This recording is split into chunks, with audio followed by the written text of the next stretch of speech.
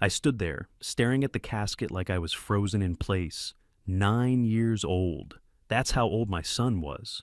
Mason didn't even get a shot at life. And now I was watching him go into the ground while holding his favorite yellow truck in one hand and the folded-up funeral program in the other.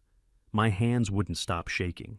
The dirt under my boots felt like it was sinking. The cemetery was dead quiet except for the hum of the hydraulic lift lowering him down. I looked around one more time. Still just me.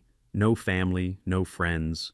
No one except Mr. Howard, my next-door neighbor for over 20 years. He stood back by the tree line in a brown windbreaker, holding a plate of sandwiches he brought from home, like we were still just doing chemo rotations and needed snacks for the long haul. That wasn't the case anymore. This was the end of it. My name's Evan Daniels. I'm 37 years old, and I live in Evansville, Indiana. Today I buried my only son, and no one from my family showed up. Quick note, before we start, how's your day going and where are you joining from? Leah, my ex-wife, hadn't seen Mason in over a year. She walked out 2 years ago when the first diagnosis came in. Said she couldn't watch him suffer, just never came back. My parents, they texted me 2 days ago from the airport, said they were flying to Maui. Non-refundable. Apparently palm trees matter more than their grandson's funeral. Jake, my brother, was hosting his wife's baby shower. Guess mimosa towers and pink cupcakes beat grief and dirt. The only person who sat with Mason during treatment when I couldn't was Mr. Howard. He watched cartoons with him, played Go Fish, even helped me move the oxygen tank from room to room. My own brother wouldn't answer calls, but my 70-year-old neighbor brought food and sat quietly next to my dying kid. After the service ended, I just stood there until the cemetery worker gave me a nod. It was over. I turned and walked to my car, dropped into the driver's seat, and checked my phone out of habit. Shouldn't have. Trina, Jake's wife, was live on Facebook. Big group selfie, balloons everywhere, her hand over her pregnant belly like a Hallmark card. Caption said, "Family is everything." They were clinking glasses, laughing, celebrating, all while my boy was in the ground, my hands locked around the steering wheel. The toy truck fell into my lap. And for a minute, I didn't feel grief. I felt rage. They didn't just skip a funeral, they erased him. And I wasn't letting that slide. I didn't even get my shoes off when my phone buzzed. Dad, we need to talk about Mason's education trust. Bring the paperwork by Monday. I stared at it for a second, like maybe I read it wrong, but no, that was real. The education trust. 600 grand, set up when Mason was 2. Back then, Leah and I were still pretending things would last. Even after the split, I kept contributing to it. No matter what happened between us, I wanted Mason taken care of. Now, he was gone. And that trust came straight to me. I replied, I buried my son today. Not the time. Not even 30 seconds passed before Mom's message came in. Mom, it's important for the family. Don't be emotional. I sat down on the arm of the couch, heart still pounding from the funeral, hands gripping the phone so tight I could hear it creak. Don't be emotional? Mason was in the ground, my 9-year-old son, and they were already circling the money like buzzards. I didn't respond. I couldn't. I walked into the kitchen and grabbed a beer out of habit, but didn't open it. Just stared at it while my brain caught up to what I already knew. They didn't skip his funeral because they were grieving in private. They skipped it because they didn't need to be there. They had other plans, ones that didn't include me. I grabbed my coat and walked across the yard to Mr. Howard's house. He was out back, like always, messing with the rusted smoker he swore he was going to fix one day.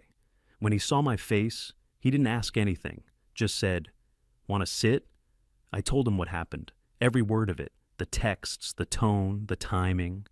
He blinked slow, like he was trying not to say what he really thought, then finally muttered, "They didn't show up to mourn, but now they want the money?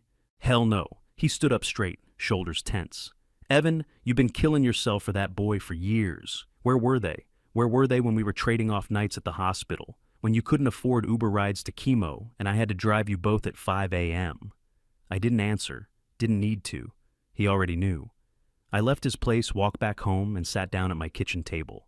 Mason's old sketch pad was still sitting there, the one with his name written in blue crayon on the front. He used to draw himself as a superhero, always flying, always smiling. He was stronger than I ever was. I opened it up to a blank page and started writing. not drawings, lists every doctor's visit, every hospital stay, every nurse's name, every fever, every chemo night, every puke bucket I had to clean, every night he couldn't sleep unless I was holding his hand, every damn time I reached out to my family and no one picked up, every missed birthday, every too busy excuse, every Facebook post while Mason was losing weight and asking me if he was going to die. I kept writing until my hand cramped. They wanted to talk about the trust? Fine. Let's talk about what that money was really for. Monday morning came fast. I parked at the curb outside my parents' house and killed the engine. My stomach was tight, my hands still sore from gripping a pen all weekend, writing down every time they weren't there. Inside, the air smelled like lemon polish and coffee. I stepped into the living room and froze. It didn't look like my parents' house anymore. It looked like a conference room, chairs in a neat circle, bottled water lined up, a stack of folders on the coffee table like evidence. Jake was standing, one hand shoved in his pocket like he owned the place. Trina sat next to him in a blazer, hair slicked back, scrolling on an iPad. And there was Leah, off to the side in a chair by the window, eyes darting between us like she'd wandered into the wrong room. Jake gestured toward the main folder. "We talked to a lawyer," he said. "We need to reallocate Mason's trust. You're not in the right headspace to manage it." I stared at him, then at the folder. "Is that what you're calling this? Reallocation?" Trina leaned forward, her voice sugar slick. "We had commitments. That doesn't mean we didn't care." I turned my eyes to Leah. "And you? You're part of this?" She shifted, voice quiet. "I just think we should all have a say in how Mason's memory is honored." "You mean his money?" "That's not fair," she snapped. I moved closer to the coffee table, my hands brushing the edge. That's when I saw it, a rolled-up set of blueprints half hidden under the stack. "What's this?" I asked, pulling it free. Trina's head snapped up. "It's nothing." She lunged, reaching for it, but I held on and unrolled the sheets. "Knew it," I muttered. "Kitchen expansion, new counters, new island. Must be a hell of a legacy." "You don't understand the timing," Trina said quickly, palms up, like she was explaining something simple to a kid. "Contractors are booked months out. If we wait, we lose our slot." I dropped the blueprints back on the table. "So Mason's trust becomes your remodel fund." "Got it." Jake straightened his tie, his face gone hard. "Don't twist this. We're looking out for you, for everyone." "Sure you are," I said. He slid another document across the table. This one had legal letterhead. "Petition for guardianship," he said flatly. "You sign this, or we'll have the court declare you mentally unfit. That trust can do more good in our hands than yours right now." "Mentally unfit," I repeated, my voice low. "You're actually doing this. You're grieving," he said. "You're unstable. It's not an attack, it's reality. We're trying to help you." I looked at Leah. "And you're okay with this? Taking my son's future and calling it charity?" She pressed her lips together, but didn't answer. "You all think I'm still the guy who shuts up and goes along," I said. "You think burying my son broke me so bad you can just swoop in?" Jake's voice got sharper. "Evan, sign it now, and we can keep this out of court." I reached across, grabbed the papers, the folder, and even the blueprints. My pulse was loud in my ears. "You already made this ugly," I said, standing. "Let's see how far you're willing to go." I turned and walked out, the documents under my arm, not giving them a chance to say another word. I didn't even take my coat off when I walked into Marcus Holland's office. The whole place smelled like paper and coffee. No fancy decor, no fake warmth. Just shelves stacked with thick law books and a big oak desk that had seen decades of people coming in with problems. He was waiting for me behind it, silver hair, square glasses, button down rolled to the elbows. No smile, no small talk, just a nod. "You must be Evan." I dropped the folder, the blueprints, and the petition on his desk. "I'm in it deep," I said. He opened the folder, flipped through the documents like a man scanning a grocery list. Then he pulled out the trust agreement, read the first few lines, and looked me dead in the eye. "Your ex wrote in clear terms. If anything happens, the father, you, controls everything." It's airtight. I sat down, my hands gripping my knees. "They're lining up witnesses. They're calling me unstable. They're trying to take the trust." Marcus leaned back in his chair, slow and deliberate. "They're not coming for the trust." They're coming for you. That landed like a punch. What do you mean? He turned his monitor so I could see. Old call logs from his firm, names highlighted in yellow. Trina and Jake's names. Dates. They contacted my office 6 months ago, Marcus said, right around the time Mason relapsed. I blinked. They were planning this even then. Long game, Marcus said. They want to flip the narrative, make you look broken, incapable. If they can convince a judge you're unfit, the trust shifts out of your hands. I rubbed my face hard, fighting the burn behind my eyes. So, what do I do? You build your defense like a war, he said, voice flat. Document everything. Get character witnesses, anyone who saw you doing the work. And you record what they say. You don't fight fire with water here, Evan. You match them strike for strike. I leaned forward. They threatened to have me declared mentally unfit. Said the court would side with them. Marcus gave a half smirk. Let them try. Paper beats noise every time. We're going to bury them in facts. He tapped the trust statement with his index finger, hard enough to echo. This is your anchor. They can't change the terms, so they're trying to change you. Don't roll over. Don't give them an inch. I exhaled, still staring at the call logs. I've already started a list. Hospital visits, missed birthdays, all of it. Good, Marcus said. Expand it, Mr. Howard, Mason's nurses, anyone credible, line them up. This isn't just a hearing, it's a character war. They want the judge to see you as unstable. We're going to show them the father who raised a sick kid by himself. I stood, picking up the folder again.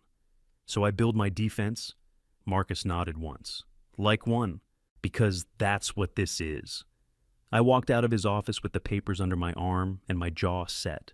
For the first time in days, I felt something close to control.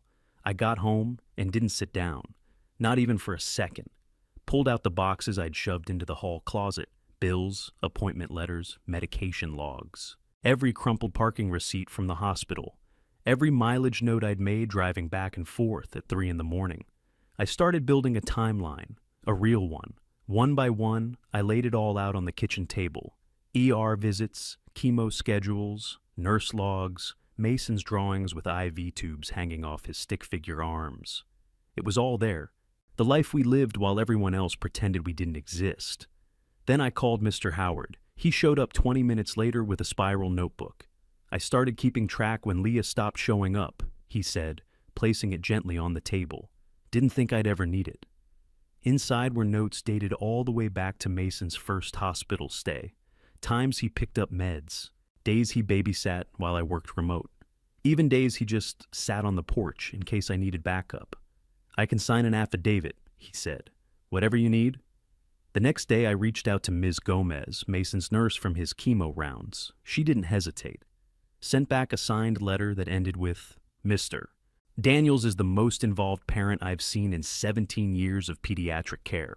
I printed 3 copies. Then I installed cameras on my front porch, one at the door, one angled at the driveway.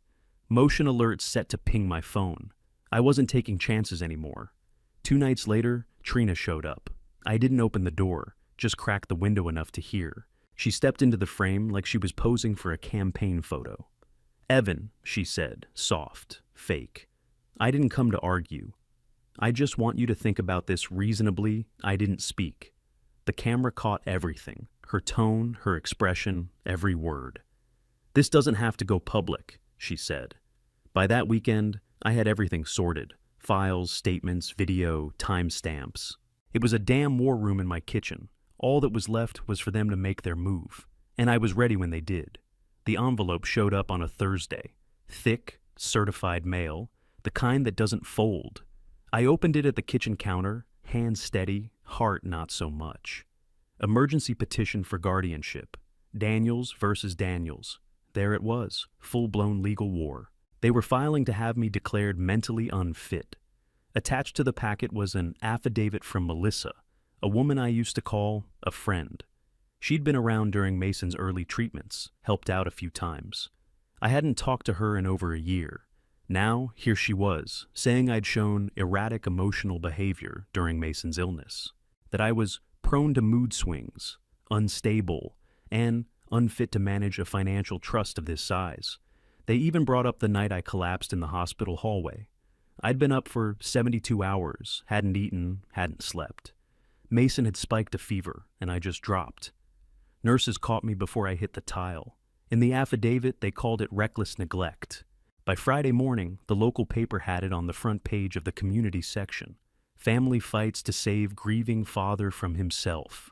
And right under it, a bright photo of Jake and Trina holding hands in their backyard. Trina's belly popped, perfectly framed, like it was some Lifetime movie shoot. Her caption on social, "Doing what's right isn't always easy, but family comes first." I nearly crushed my phone in my hand. Marcus called as I was pacing the garage. "They just played their last card," he said. "It's all out now. We go to court. They really think this is going to work." "They don't care if it works," he said. "They want public sympathy. They want noise. But noise doesn't hold up in court. Let the judge see who they really are." I leaned against the workbench, staring at the oil stains on the concrete. My jaw ached from grinding my teeth. "Let's end it," I said. There was no panic anymore, just heat, just focus. Marcus told me the court date. I circled it in red on the calendar over the sink. Then I got back to work, lined up the files, prepped the witness statements, double-checked every clip from the door cam. They thought grief made me soft. They thought I'd fold under pressure. They forgot one thing. I buried my son. There's nothing left they can take that I haven't already lost. The courtroom smelled like old carpet and tension. I walked in behind Marcus, documents clutched tight under my arm. My heart wasn't racing, not anymore.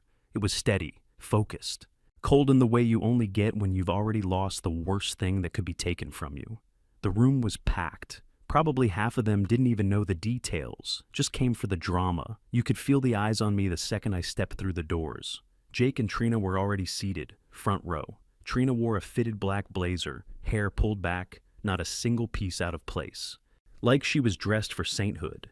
Jake had their newborn in his arms, like that baby was part of their case.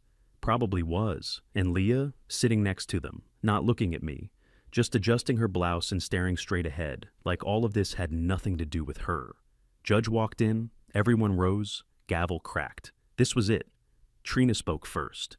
"We only want to help my brother," she said, her voice dripping with rehearsed concern. "He's not well. He's still grieving, and it's clouding his ability to make decisions. We're not here to take, we're here to support." She turned slightly toward the judge, hands folded like a church lady. "Mason meant the world to all of us. This is about preserving his legacy responsibly." Jake just nodded along, didn't speak. Then Melissa took the stand. I hadn't seen her in over a year, but there she was, all done up like she was reading lines.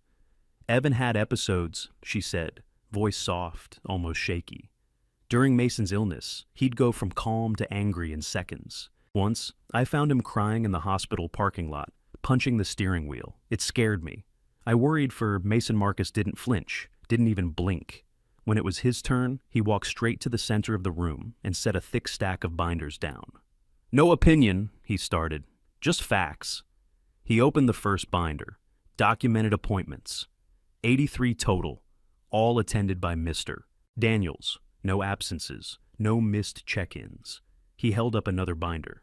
Nurse statements, teacher emails, therapist logs, all showing Mr. Daniels as the primary and often only caretaker. He stepped forward, calm and precise. "And here," he said, holding up a printed photo, "is the chair Mr. Daniels slept in every night Mason stayed at the hospital." He pointed to the empty seats behind me. "And here are all the people who didn't show up." Then Mr. Howard took the stand. He cleared his throat, voice like gravel. "I've lived next to Evan for 20 years, he said. "I watched him raise that boy. Watched him fall apart and hold it together at the same time. I've never seen a man give more of himself than he did for Mason." He stared down the front row, right at Trina. "They want his money now, but they were ghosts when Mason needed people." You could have heard a pin drop. Then Marcus tapped his laptop. "Your Honor, one final piece of evidence." He played the clip from my porch camera. Trina's face filled the courtroom screen. "Just sign the papers, Evan. This doesn't have to go public, but if it does, we'll make sure people think you've lost it." The room went dead quiet. Judge leaned back, looking straight at Jake and Trina. "You two filed this petition claiming concern," he said slowly. But the evidence shows manipulation, harassment, and premeditated coercion. He turned toward me. Mr. Daniels, petition denied. Full rights to the trust remain with you. He turned back to them. Furthermore, a permanent restraining order is granted against all petitioners. Any further filings will be treated as harassment and subject to sanctions. Gavel slammed. I didn't smile, didn't speak, just stood there as they sat frozen, still trying to process what just happened. Marcus leaned in, whispered, "That's checkmate." I walked out of the courtroom without looking back. The following week, I sat at a desk in the back office of First Savings Bank, pen in hand, folder open in front of me. The trust was officially mine. No more signatures needed, no more court dates, just a clean title and full control. Marcus sat across from me, nodding as I signed the final release. "You did it," he said. "No," I said. "We did. Mason did." From there, it moved fast. Marcus drafted the paperwork to convert the trust into a non-profit. We called it the Mason Ryan Daniels Foundation. First grant, support for travel and lodging for families during pediatric treatment. First recipients, a couple from Terre Haute living in their car while their daughter went through chemo. Mr. Howard came by the house later that day with a yellow legal pad and a whole plan. "I already talked to the hospital kitchen staff," he said. "If you fund the food, I'll coordinate weekly meals for the families. No red tape, no overhead. Just food where it's needed done," I said. No hesitation. He grinned and got to work before I could even pour him a coffee. Meanwhile, things started unraveling for the people who came after me. Trina's kitchen remodel stopped halfway through. Contractor pulled out once-word spread about the court ruling. City permit got flagged over an unpaid lien. Jake's IT business, gone. Turns out you can't run a company when your clients see headlines about guardianship fraud. Melissa, fired. Someone leaked her affidavit to her employer, along with the footage Trina didn't know I had. Apparently HR doesn't love false psychiatric claims. I didn't celebrate. I didn't need to. Karma showed up, right on time, did its thing, and kept moving. My parents haven't called. Not once since the ruling. No emails, no apology. Just silence. And honestly, I prefer it that way. The house feels quieter now, but not empty. I get texts every few days from parents across the state. Photos of their kids with new coats, clean beds, rides to treatment. Smiles that don't have to be forced. One mom sent me a video of her son ringing the cancer-free bell. Said the hotel room we paid for helped them stay close during his final round. Sometimes the messages break me. Sometimes they keep me going. Either way, I save every single one.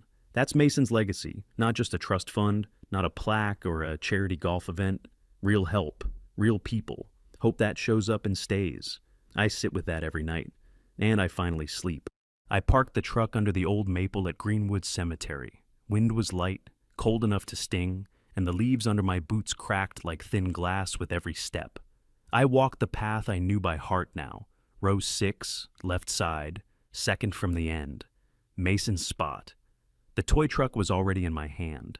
Yellow, scuffed on one side, the back wheel chipped. Same one he clutched through every chemo appointment. Same one I placed on the casket that final day when the straps creaked and the ground swallowed my world. I crouched down and set it next to the stone, brushed the dirt off the front. The plaque beside it read, Mason Ryan Daniels Memorial Grant, Helping One, Kid at a Time. I stood there a while. No words, just silence, same as always.